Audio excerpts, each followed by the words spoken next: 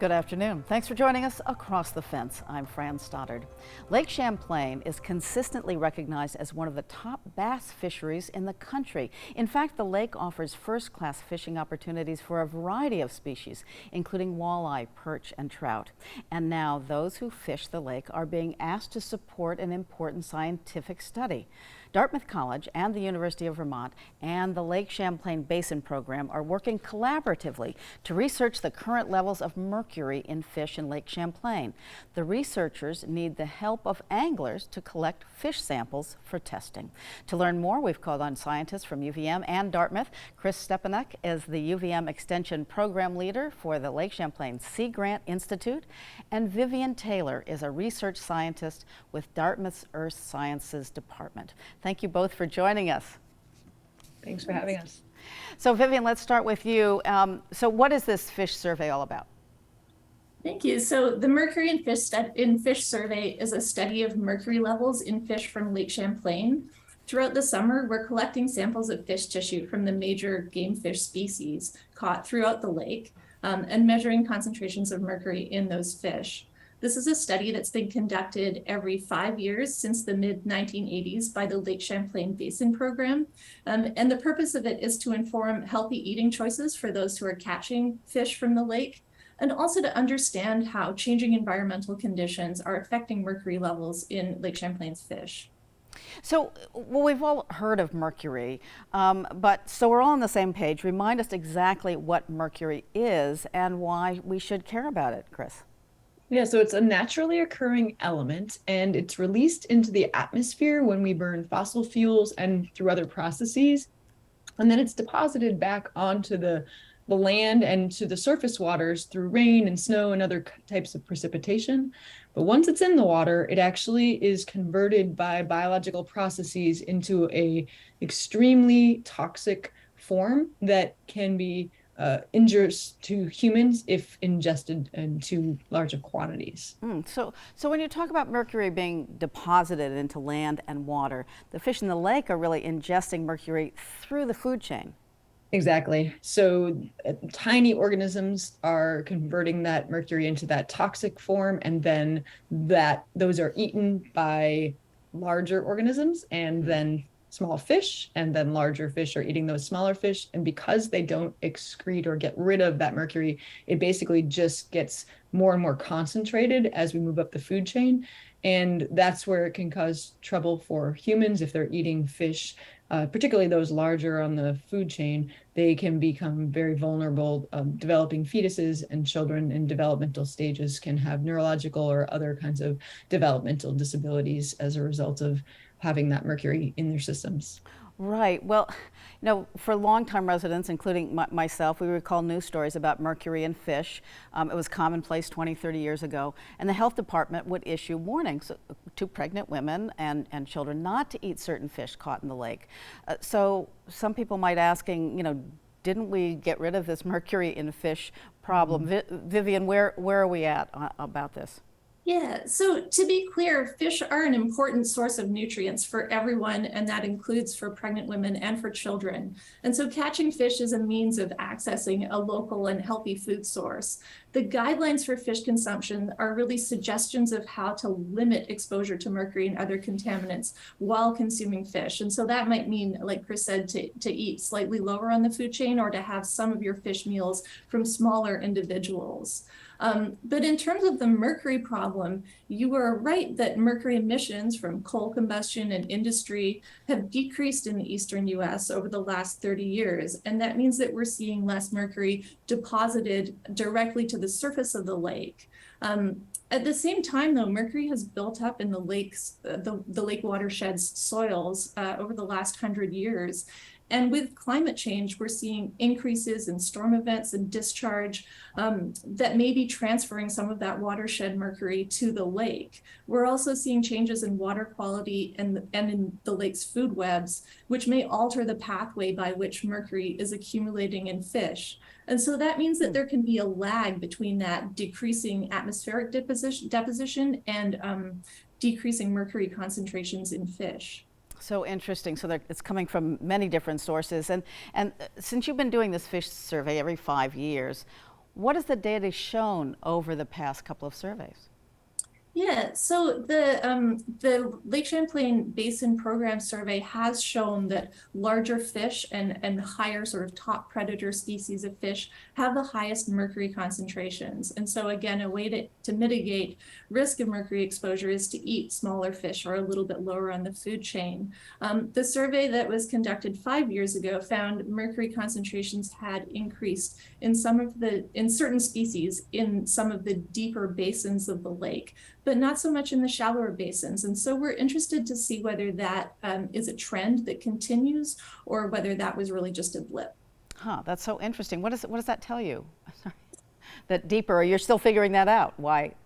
Right. I mean, the authors that conducted that study wondered if it had been some of the large storm events like Irene that brought a lot of material into the center of the lake during that period. Interesting. So, Chris, for this current survey, what is it that you're asking anglers to do?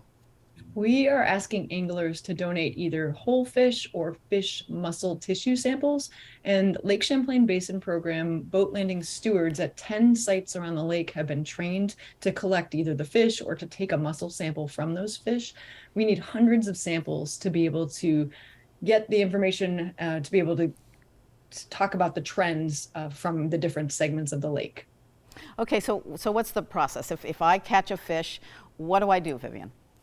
Okay, so first of all, anglers need to follow all fishing regulations. We're collecting samples opportunistically, and we're interested in fish that are of legal size for consumption. We're looking specifically for 5 species of sport fish, those being white perch, yellow perch, smallmouth bass, walleye, and lake trout. And when people catch fish, we're asking that they identify the section of the lake where fish were caught. And so you can see on the map, the lake has been divided into sections A through G. So we ask that you make note of which basin the fish were caught in. Yeah, that's so interesting, and you can see that on the website. But Vivian, why is this section of the lake so important? Yeah, Lake Champlain is a really interesting system in that it has several distinct basins which have different depths and different water quality and potentially different food sources for the fish. And so fish, of course, large fish do move around, but given that it's such a large lake, we're interested in seeing whether there are spatial differences in mercury levels in fish throughout the different basins. And that would inform our research on what controls mercury accumulation in fish. Okay, and so you said you need people to donate either a whole fish or the muscle tissue. Where again do I take the fish?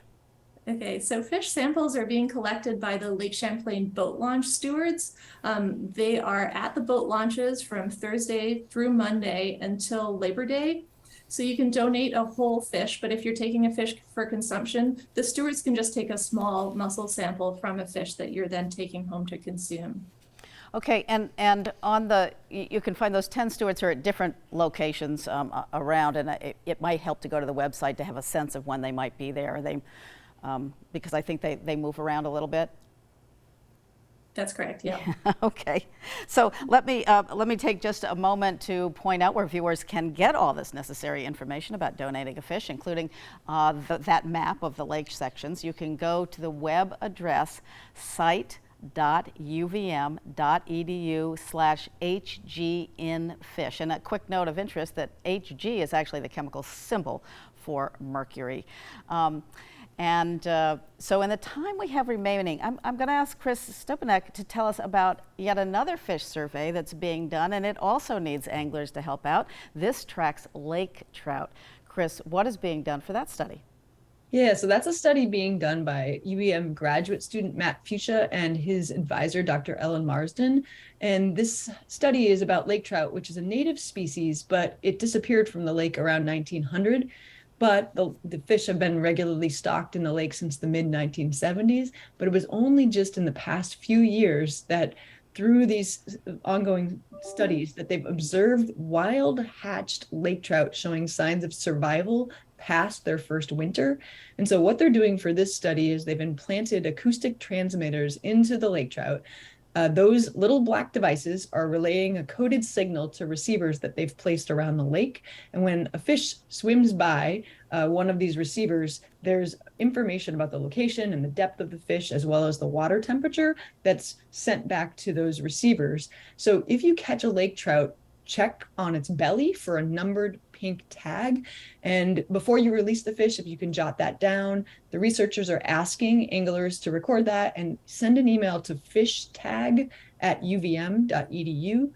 If you are going to harvest the fish to eat it, please keep that internal black transmitter and contact the researchers at that same email address.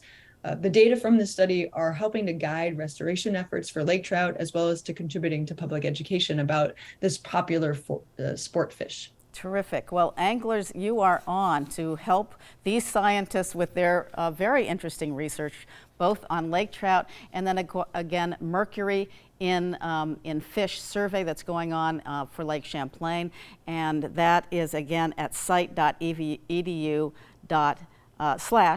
/hginfish. So there it is right there on your screen. And you know, Chris and Vivian, I thought this was so interesting that there's a collaboration between UVM and Dartmouth. That's always very exciting. Quickly, how did that come about, and how's that worked?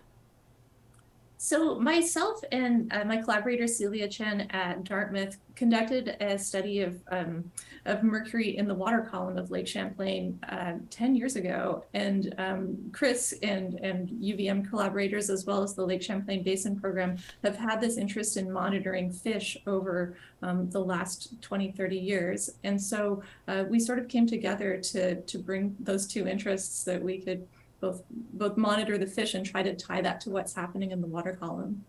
Great. And Chris, I bet that's been fun to work with one of your colleagues there at Dartmouth.